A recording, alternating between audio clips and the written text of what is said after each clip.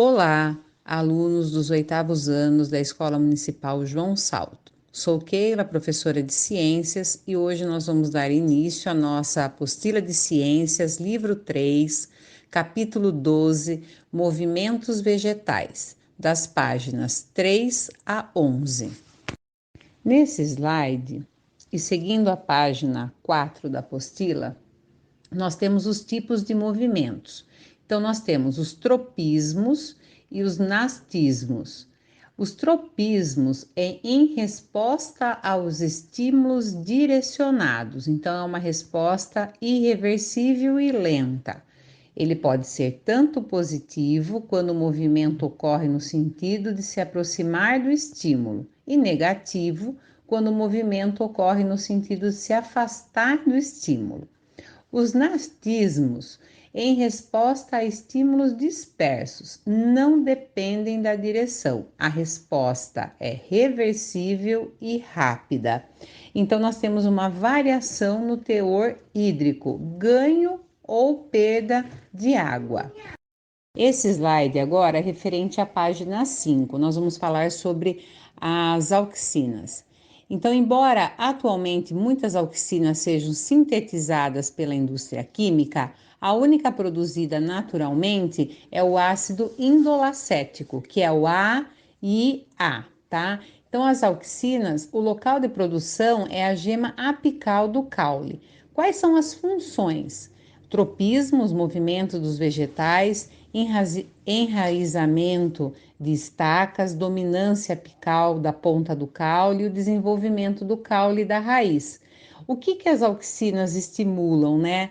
A questão hormonal, de hormônios. Estimula o crescimento celular, alongando, né, os caules, a formação de raízes, o desenvolvimento de frutos e regula a maturação, retarda a queda de frutos e folhas e controla também os movimentos, como o fototropismo, que vocês também encontram na página 5 como exemplo, que eu coloquei para vocês o desenho aí que vocês podem ver. Então, quando iluminamos uma planta unilateralmente, as auxinas, ela vai para o lado escuro e o lado com a mais auxina sofre maior distensão e a curva em direção à luz é maior, então é um fototropismo positivo. Então a luz vocês estão vendo incidindo, né, no segundo desenho aí, e a concentração das auxinas é maior aí, do lado oposto à luz, né, fazendo aí a distensão da curva em relação à luz.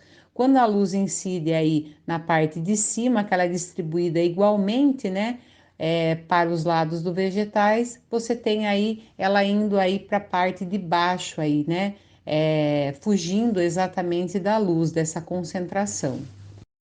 Agora, para ilustrar um pouquinho mais sobre os movimentos dos vegetais, eu encontrei um vídeo do professor Tarek, onde ele é bem sucinto e mostra algumas imagens sobre os movimentos dos vegetais, complementando um pouquinho aí agora as páginas 4, 5, 6 e 7 da nossa apostila. Vamos prestar atenção e daqui a pouco eu volto com as nossas atividades. E você acha que as plantas ficam aí paradas? Elas fazem muito mais movimento do que você imagina.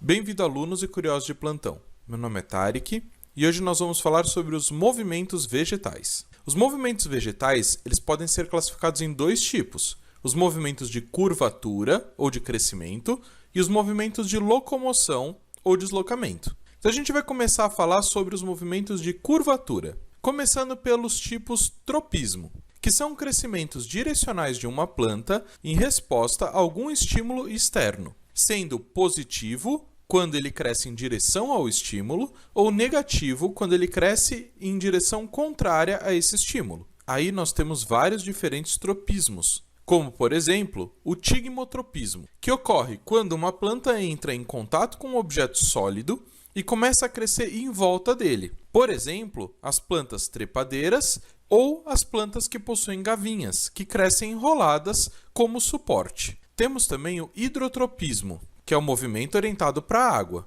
O geotropismo é o movimento em direção ao solo, O heliotropismo é um movimento que é conhecido por rastrear os raios solares, como o nome próprio indica. Ele vai fazer com que as plantas sigam o Sol, por exemplo, o girassol. Agora, um outro movimento de curvatura são os nastismos, que são movimentos realizados pelo vegetal em resposta a estímulos externos. Mas eles se diferem do tropismo porque o seu movimento em direção ao estímulo não vai influenciar o movimento do vegetal. Vou dar alguns exemplos para vocês entenderem. Vocês já ouviram falar em dama da noite?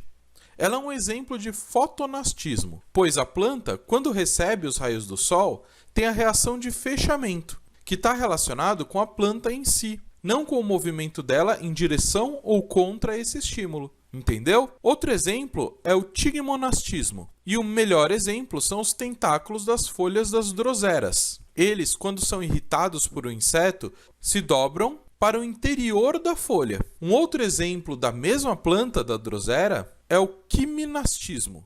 Quando os tentáculos eles se curvam, eles também podem ser orientados pelas substâncias químicas emanadas do próprio inseto. Um último exemplo é a nictinastia, que é um movimento chamado de dormir das plantas, e acontece por causa de mudanças no turgor das células motoras no pulvino, que é o espessamento na base do peciolo de uma folha. Agora, com relação aos movimentos de locomoção, o principal deles são os tactismos, que é um movimento orientado de deslocamento de uma organela, célula ou organismo unicelular em relação a um agente externo. Eles são orientados em relação a esse agente externo, podendo ser positivos, indo em direção, ou negativos, indo contra. Alguns exemplos. O quimiotactismo é um movimento de deslocamento em relação a uma substância química. Por exemplo, quando o pólen de uma flor, que é o órgão masculino, entra em contato com o órgão feminino de uma outra flor,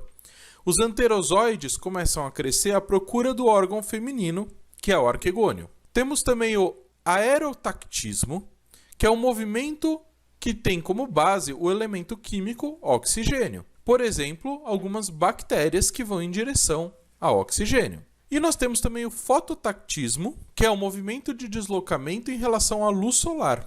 Os cloroplastos das plantas, por exemplo, eles se deslocam do interior da célula até a parte mais próxima à parede celular em resposta a essa luz. Quando a luz está muito forte, eles se afastam voltando para o interior da célula. Viu? Então os vegetais realmente se movimentam muito mais do que a gente imagina.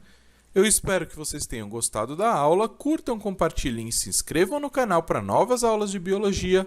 Muito obrigado! Deixo para vocês então as atividades da apostila, página 7, a número 1, página 8, a 2, página 9, o número 6, página 10, 8, 9 e 10 e a página 11, a número 12. Bons estudos, uma ótima semana, espero que todos estejam bem. Qualquer dúvida, estou no grupo do WhatsApp, no 8º ano A e no 8º ano D. Um abração a todos.